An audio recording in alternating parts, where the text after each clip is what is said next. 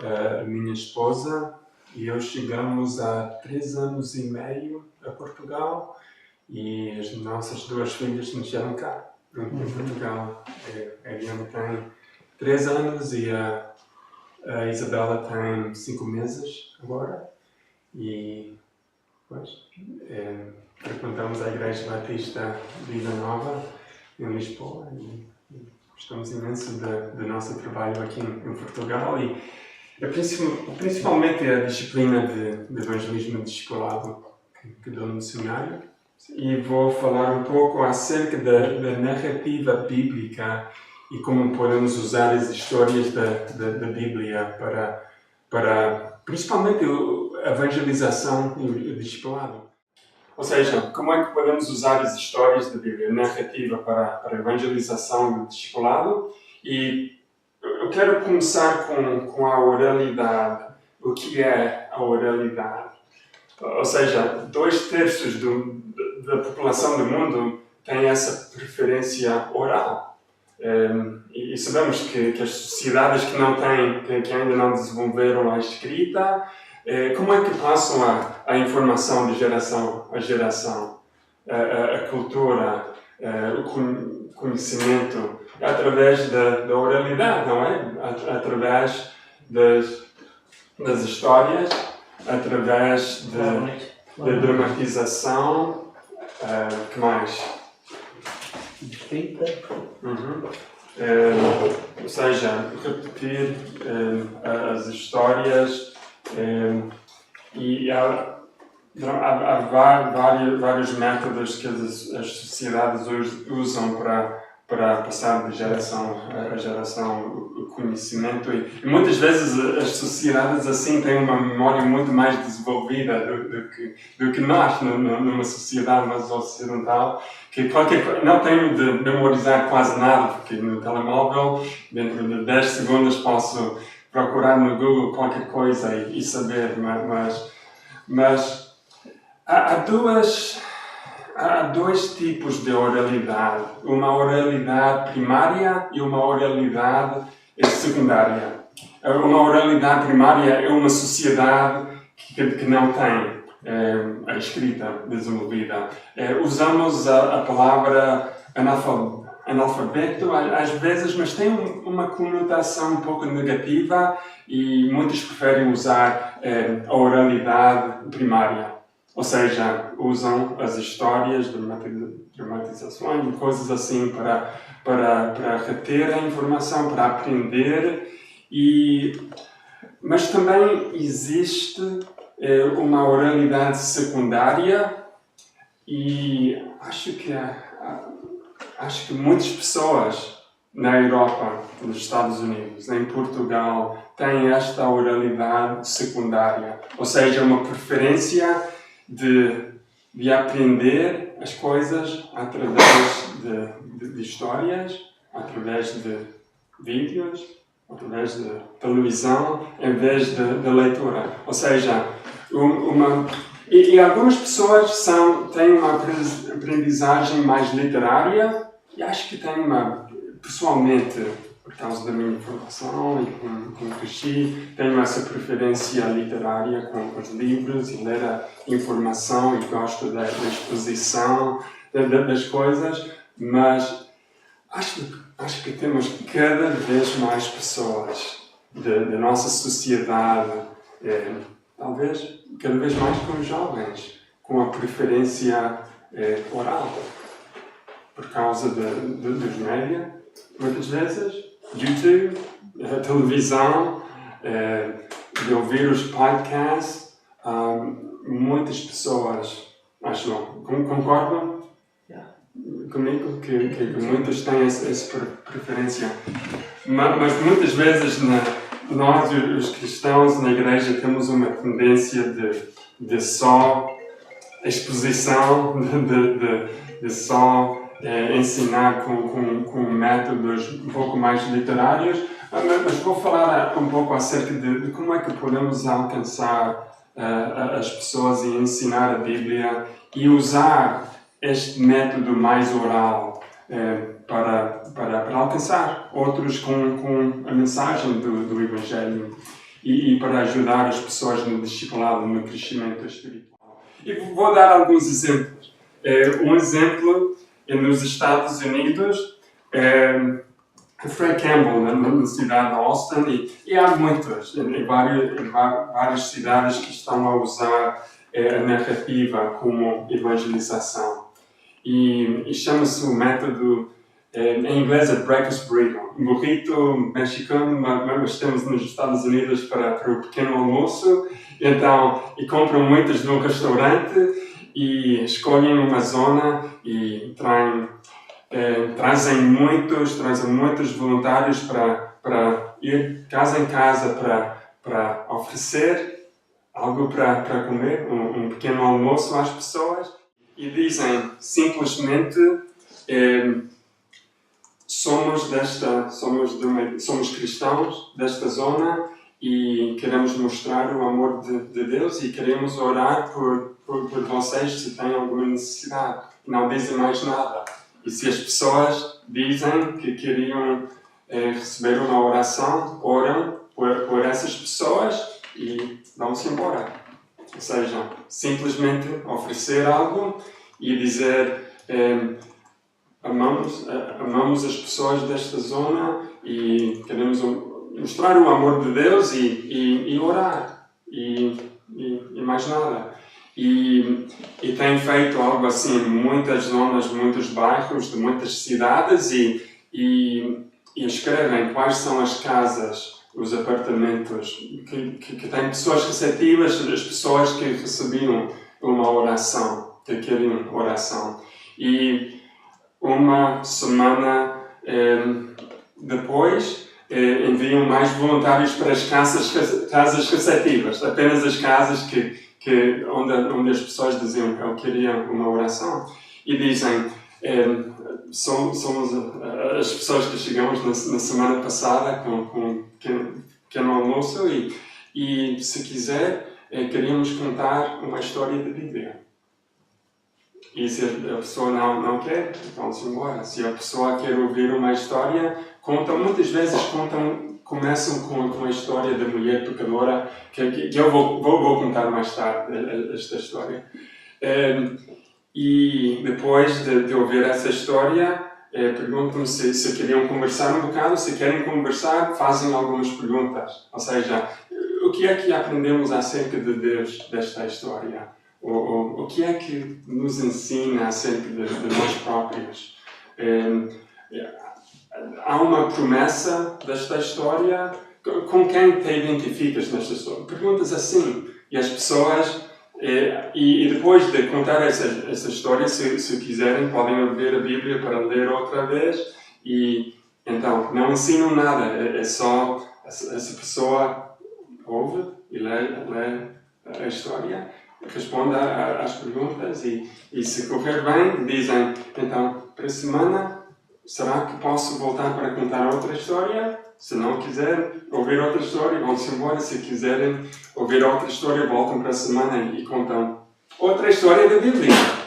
E descobriram, eu ouvi um podcast de Frank Campbell que fez isso na cidade de Austin, que tem poucas igrejas, uma porcentagem pequena da população que são crentes evangélicos. E até uma equipa em Inglaterra fez algo semelhante e tem dado resultados.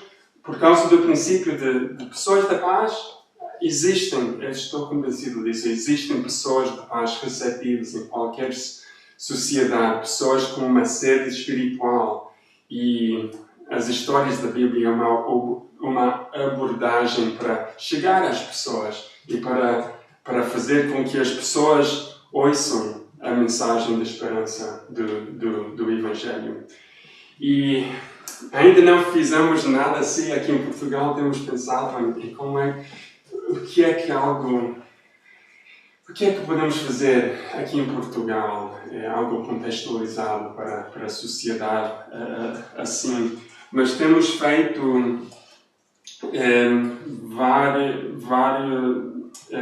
várias atividades e várias coisas com uma abordagem um pouco mais narrativa assim. E eu acho que funciona bem aqui em Portugal. Uma abordagem são os grupos de descoberta.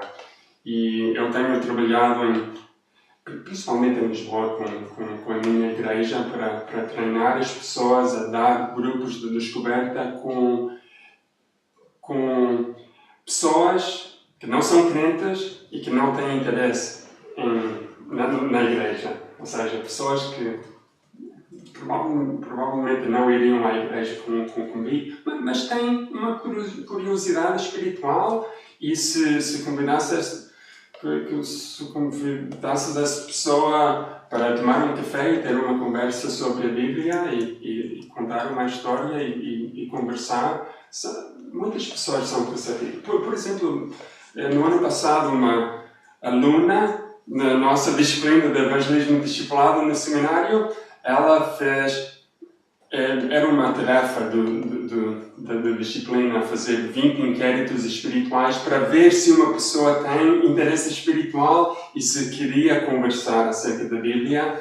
E ela fez os inquéritos com 20 pessoas, colegas de trabalho, principalmente pessoas que ela pensava que ninguém teria interesse em conversar sobre a espiritualidade e sobre a Bíblia.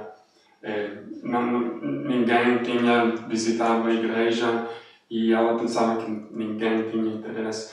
Mas ela descobriu que 18 das 20 pessoas, 18 pessoas marcaram no inquérito: sim, seria interessante conversar informalmente sobre a mensagem da Bíblia. E nem todas, ou seja, acho que 4 ou 5 chegaram quando ela convidou os amigos a ter uma conversa assim. E ela usou esta abordagem mais narrativa de começavam no grupo com uma história que contavam e depois de contar a história da Bíblia, ler da Bíblia essa história e fazer perguntas. E não é uma lição, não é um ensino tanto, é incrível ver como Deus trabalha nas vidas das pessoas quando abrem a sua palavra e leem, e através de perguntas vão descobrindo o que diz. Temos uma mania de só falar e explicar na igreja às vezes, mas não sei, quando fazemos as perguntas, lemos a palavra, especialmente com os descrentes que não querem ouvir um sermão, e às vezes não vêm para ouvir o sermão, ou talvez ouviriam uma vez e mais nada, mas fazemos perguntas e não ensinamos nada que as pessoas possam descobrir por si próprias. Ou seja, não dar uma explicação, não ensinar nada que a pessoa não possa descobrir por si própria. Assim, Deus trabalha assim. E as pessoas ficam interessadas e com desejo de ouvir e descobrir mais.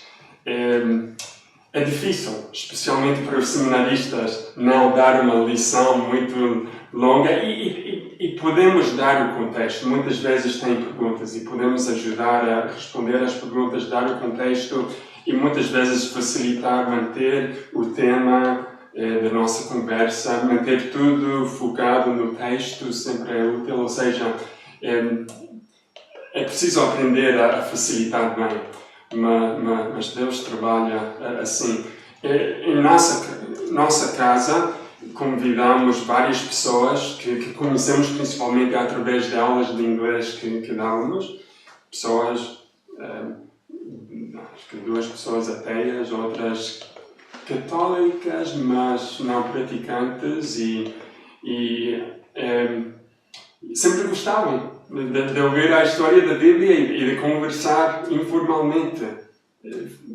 Quase todas as pessoas que conhecíamos vinham visitar, pelo menos uma vez.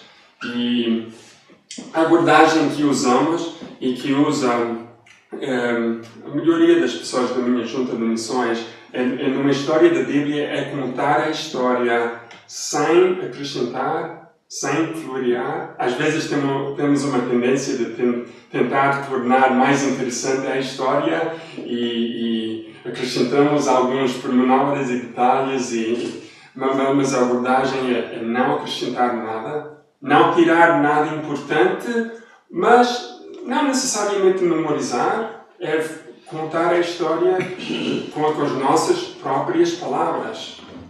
Contar a história assim.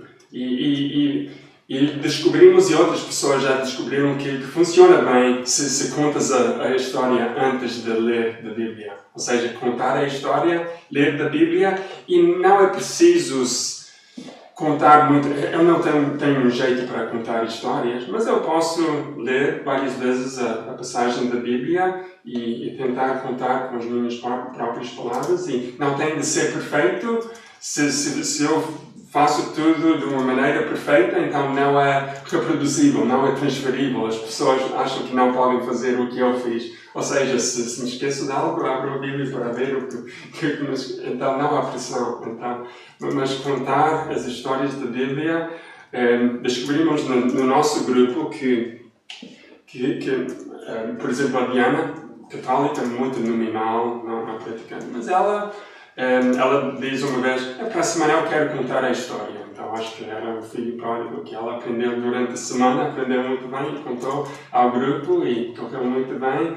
E outra coisa que fazemos depois de fazer as perguntas e ter uma conversa sobre a passagem, sempre dizemos: então vamos contar a história de novo, sem olhar para a Bíblia, mas vamos contar juntos. Então, eu posso começar com uma parte da história, então outra pessoa começa. Ou às vezes uma pessoa quer contar a história toda. Às vezes havia pessoas ateias que nunca entrariam para uma igreja, mas gostam da história e contam a história. E meu amigo Pedro Silva tem um grupo em sua casa agora que agora tem uma mulher muçulmana que nunca entraria para a nossa igreja, mas ele disse-me que na semana passada gostou muito não me lembro de qual foi a história que ele leram, mas ficou com muitas perguntas e curiosidade. E, não sei, as histórias captam assim a atenção e o interesse das pessoas e são poderosas para transferir a informação e que Deus pode usar para penetrar o coração e a vida das pessoas. Também temos um projeto de uma plantação de uma igreja nos Olivais, numa freguesia em Lisboa.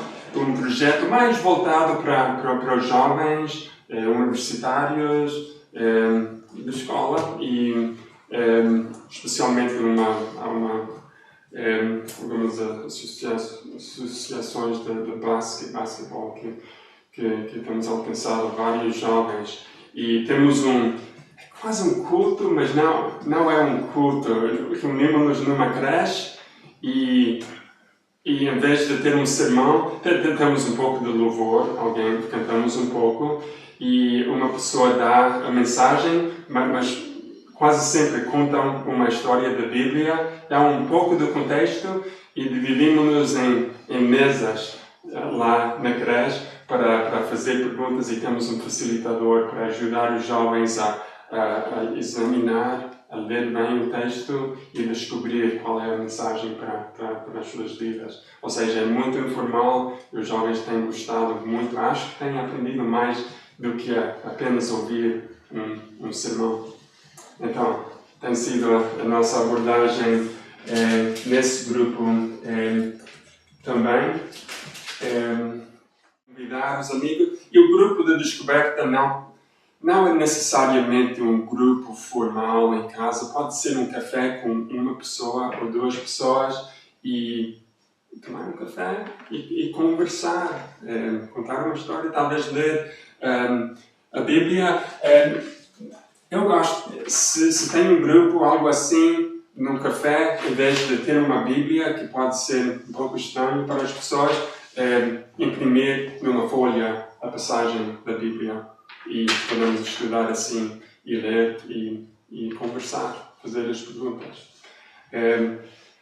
As perguntas que muitas vezes fazemos, usamos o método espada. Vamos imaginar que é uma espada e esta parte que aponta para cima é acerca de Deus. O que é que aprendemos acerca de Deus nesta história? E é uma abordagem oral, da oralidade, que é fácil imaginar uma espada usando esta abordagem, especialmente nos países com mais oralidade. Ou seja, e então, vamos imaginar assim, para Deus, para cima. Então, o que é que aprendemos acerca de Deus?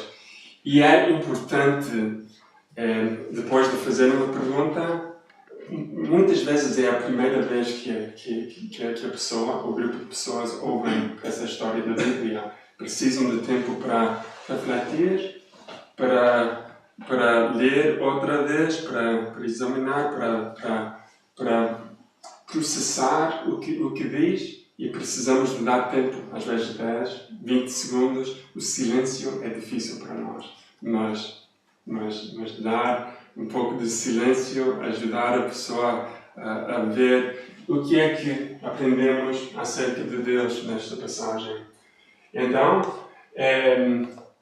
para baixo aqui, esta parte pega assim da espada acerca das pessoas, acerca de nós. O que é que aprendemos acerca de nós, nossa natureza, as nossas tendências, e conversamos acerca dessa pergunta.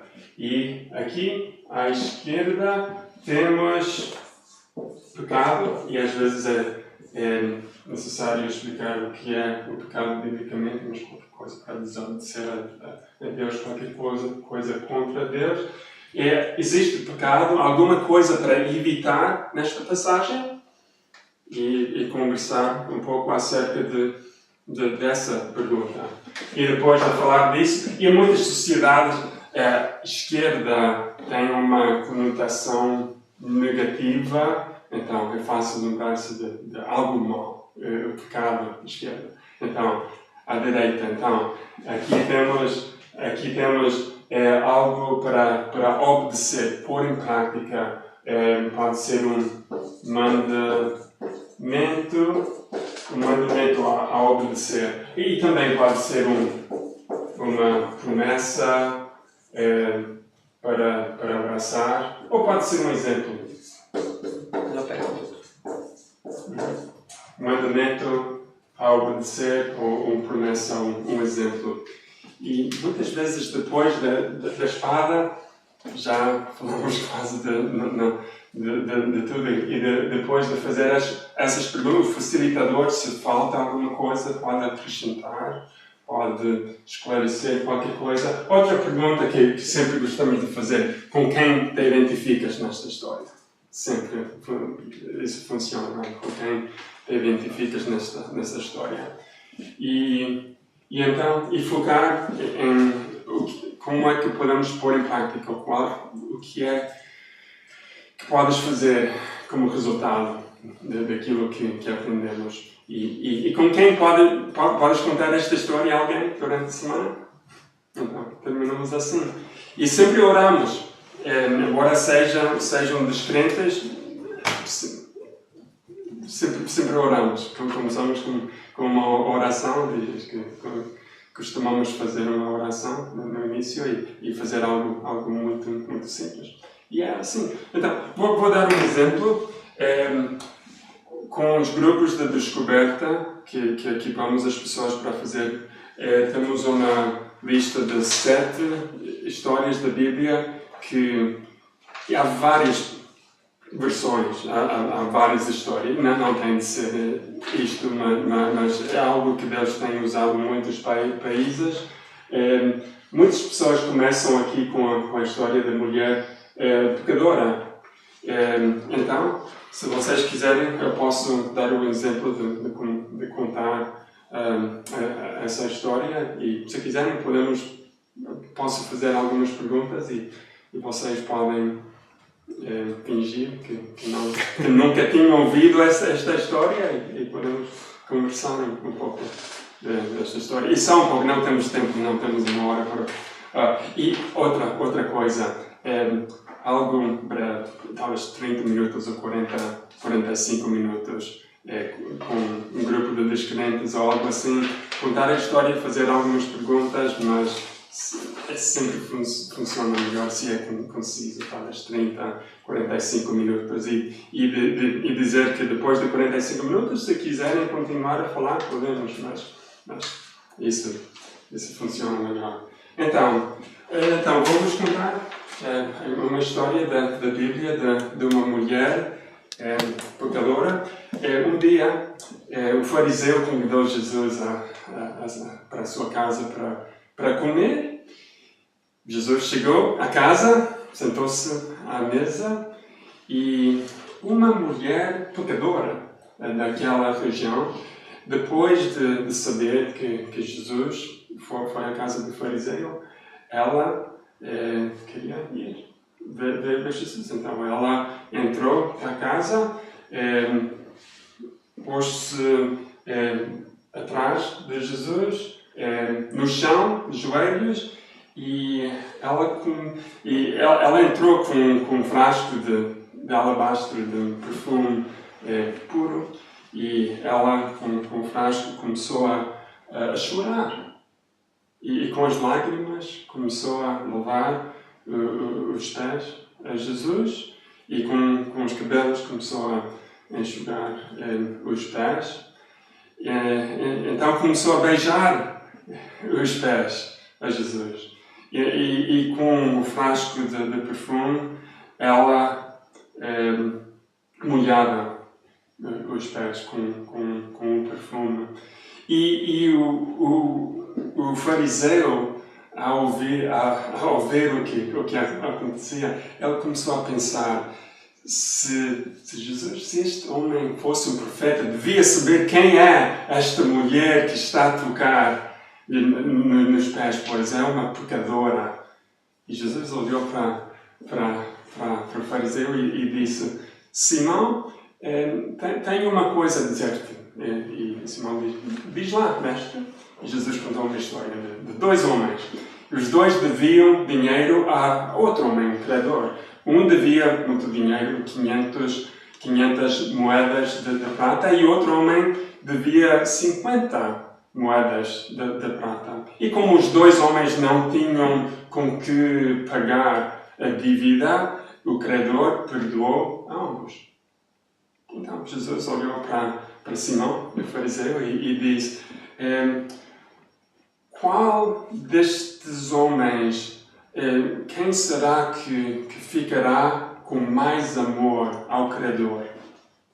E Simão, o fariseu, disse: então julgo que o homem que foi perdoado mais fica com mais amor. E Jesus diz: julgaste bem. Então ele disse, apontou para a mulher e disse: vês essa mulher?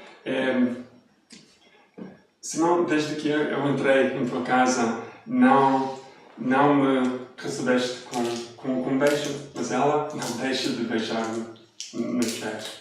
E não me deste água para os pés, mas ela, com as lágrimas a chorar, tem limpado os pés e molhado os pés e secado com os cabelos e não me deste água e não me deste óleo para a cabeça, mas ela, com o perfume, molhou os meus pés. Então Jesus olha para Simão e diz: digo-te que os seus muitos pecados já foram perdoados.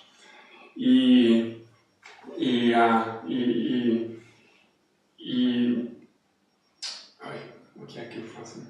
Eu disse-vos que eu preciso não contar perfeitamente, que seja os muitos pecados já foram perdoados, e diz que quem foi perdoado pouco, pouco amor mostra. Então, Jesus olha para a mulher e disse-lhe: os teus pecados estão perdoados. E os convidados começaram a dizer: quem é este homem que até perdoa os pecados? E Jesus continua para a mulher e diz: vai em paz, a tua fé te salvou, vai em paz. Okay? Alguém quer ler essa passagem da Bíblia agora, depois de contar essa história? Podem abrir a Bíblia em Lucas 7, versículo 36, para ver como é que funciona. Desde que vocês ouvem essa história, o que é que aprendemos acerca de Deus aqui? Algo em si? Sim. Então, acerca de Deus e acerca de Deus, acerca de Jesus, o que é que... Mas uma outra abordagem seria começar com a criação, especialmente com as pessoas que não sabem nada da Bíblia, começar com a criação e contar as histórias mais importantes, talvez um conjunto de, talvez 6, 7, 10, até mais histórias, para verem qual é a história da redenção da Bíblia toda. Eu acho interessante essa perspectiva porque, mesmo nos cursos de comunicação hoje, eles têm estudado muito storytelling, né? Como é que as pessoas contam as histórias. Mesmo o TED, né? Que é a maior conferência do mundo hoje, basicamente são as pessoas contarem suas histórias.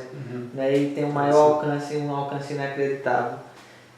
Quando nós começamos a falar um sermão para as pessoas ou começamos a dialogar com elas, vamos lá para a Bíblia, um versículo e tal, elas ainda ficam meio assim.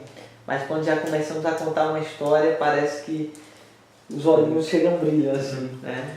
E muitas vezes a nossa própria história. Se contamos uma história acerca daquilo que Deus esteja nas nossas vidas, as pessoas não se ofendem, são interessadas numa coisa que transformou as nossas vidas. Com esta abordagem aqui, prefiro a simplicidade, porque quero que seja transferível.